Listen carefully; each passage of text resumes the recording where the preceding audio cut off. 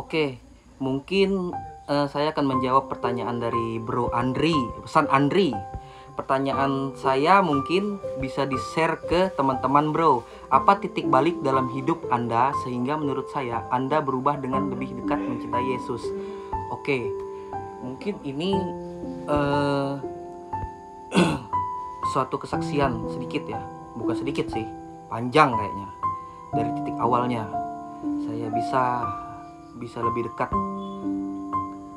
untuk mengenal Tuhan Yesus saat ini. Saya dulunya mungkin seorang yang sangat, kalau dikatakan nakal, saya mungkin adalah anak yang paling nakal ya. Saya dulu di kelas 2 SMP sudah bisa mengenal namanya narkoba, mulai dari double L, terus naik ke kelas 3 SMP saya sudah mengenal namanya sabu ya. Dan itu berlanjut sampai saya lulus di SMA. Setelah saya lulus, nah di situ awal mulanya saya hampir ditangkap. Mungkin teman-teman semua kenal lah sama abang kita yang ada di Polres. Dulu dia sempat juga jadi Kapolsek di Mahulu. Terus infonya lagi sekarang dia sudah pindah lagi ke Kutai Barat. Dan beliau juga adalah salah satu ayah dari teman saya di zaman saya SMA dulu. Nah gitu. Nah jadi saat itulah awal mula titik baliknya. Tapi menurut saya itu belum menjadi titik balik saya sebenarnya. Karena di saat saya hampir ditangkap, ya saya anggap Tuhan itu baik sama saya sebenarnya. Tuhan mengingatkan saya dari situ.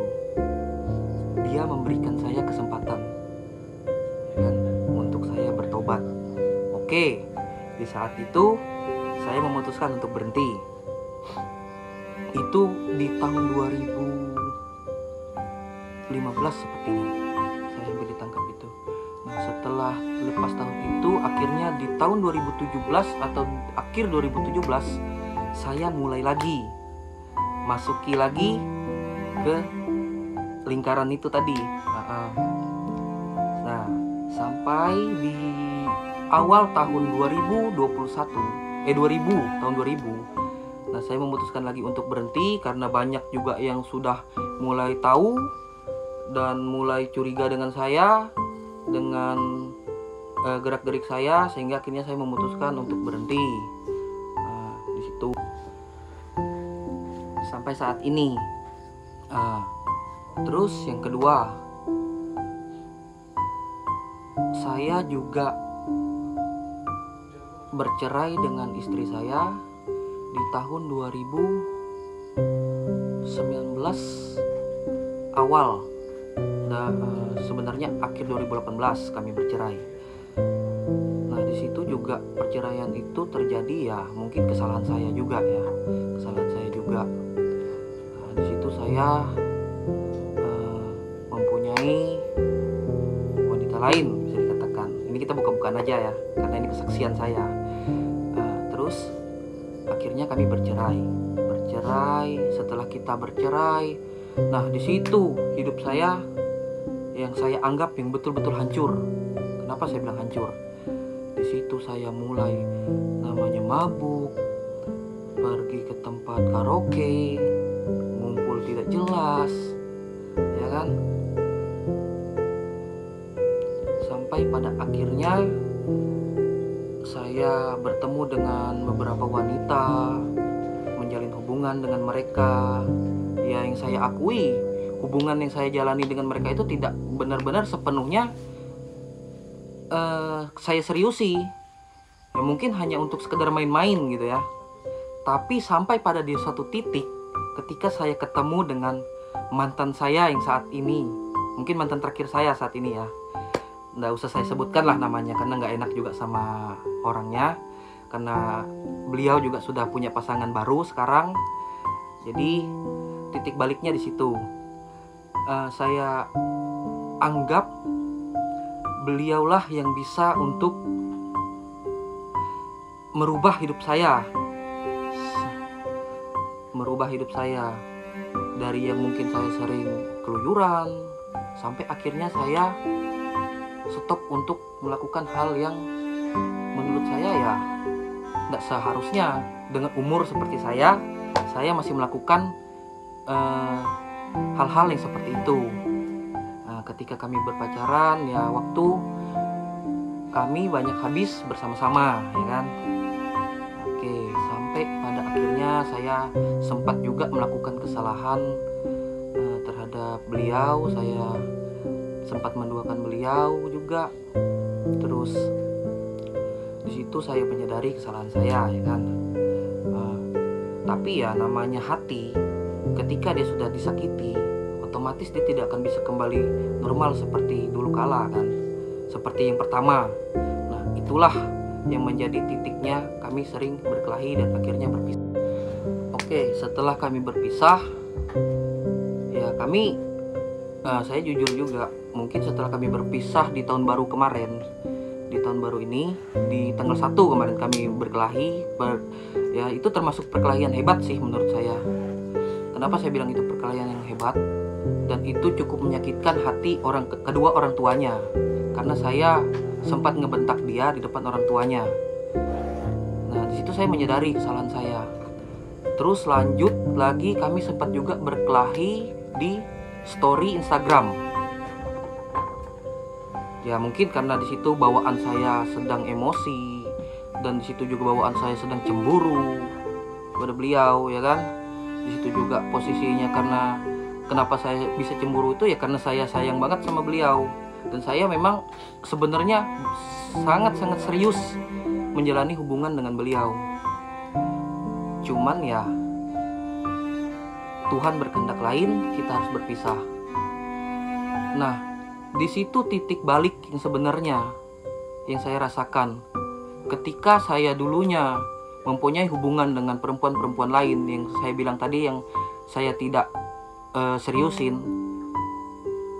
Ketika kami berpisah, mungkin hanya beberapa hari atau beberapa jam saya bisa move on, ya kan. Tapi ketika saya dan mantan saya ini yang baru ini kemarin berpisah, sampai saat ini, sampai detik ini, jujur saya belum bisa move on sama sekali. Dan rasa sayang saya masih besar seperti dulu ke dia. Nah, di saat kegalauan saya itu semakin memuncak dan saya berpikir sempat ingin mengakhiri hidup, waktu itu sempat kok saya sudah bikin gantungan untuk gantung diri ceritanya di dapur. Tapi entah kenapa tiba-tiba di situ ketika saya membuka HP, ada keluar ayat firman Tuhan di HP saya. Kebetulan saya ada kitab di HP kan. Keluarlah ayat firman Tuhan itu tadi, yaitu Yesaya 55 ayat 8 sampai 9. Nah, disitulah titik baliknya. Ayat itulah yang menguatkan saya akhirnya kembali. Dan saya berpikir rancangan Tuhan itu lebih indah daripada rancangan saya. Dan sekuat apapun saya merancangkan sesuatu, ketika itu tidak sesuai dengan rancangan Tuhan, maka itu tidak akan terjadi dalam kehidupan saya. Begitu. Nah, setelah saya mendengarkan ayat itu tadi, saya membaca ayat itu, timbul kerinduan untuk saya datang ke gereja dan menyampaikan suatu kesaksian di gereja ceritanya. Jadi mungkin saya percepat aja ya karena durasi juga.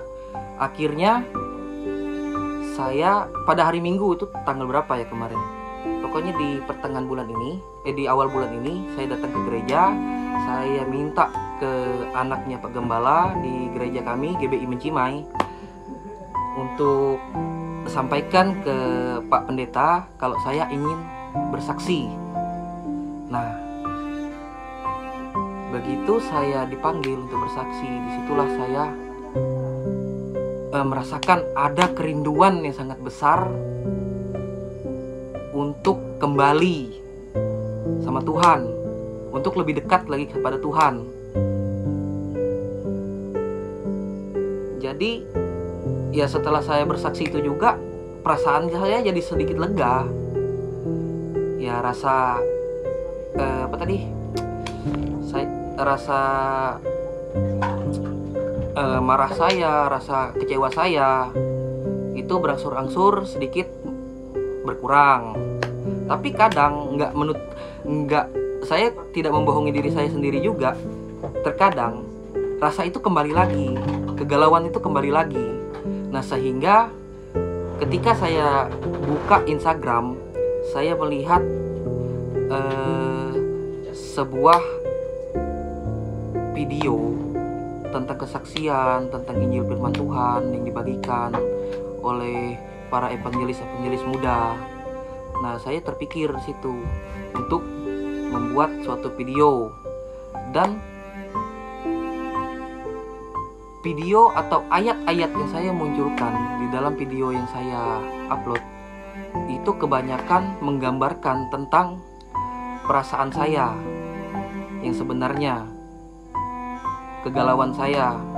Karena saya berpikir ketika saya mengupload video itu dan menyampaikan itu dalam video saya, rasa kegalauan saya itu tadi semakin berkurang. Jadi setiap kali saya menyampaikan video, di situ juga rasa hati saya menjadi semakin tenang.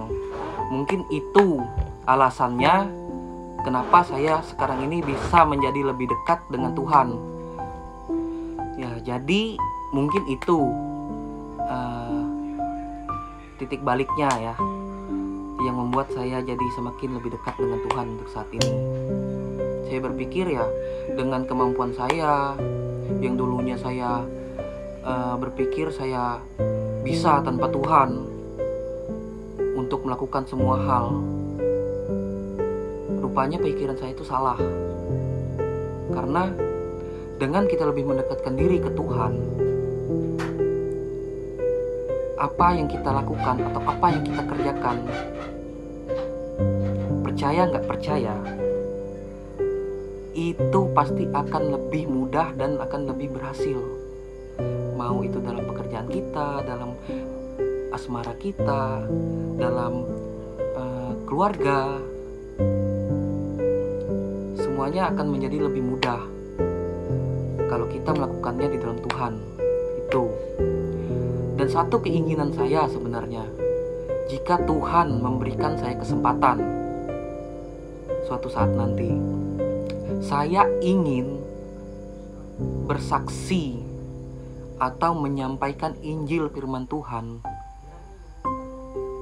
di depan jemaat, mau itu KKR atau ibadah raya. Saya pengen punya kerinduan yang sangat besar. Ya, mungkin itulah sedikit kesaksian dari saya ya, karena durasi juga. Oke, mungkin itulah jawabannya yang bisa saya jawab dari pertanyaan itu tadi, dari pertanyaannya Bro San Andri ya. Oke, mungkin kalau teman-teman yang lain mempunyai pertanyaan yang sama dengan Bro San Andri atau pertanyaan lainnya, silahkan. Saya akan senantiasa dan saya akan sangat senang untuk menjawab semua pertanyaan-pertanyaan yang kalian tanyakan kepada saya. Terima kasih. Salam damai. Selamat malam untuk teman-teman sahabat iman Kristen semuanya. Tuhan Yesus memberkati.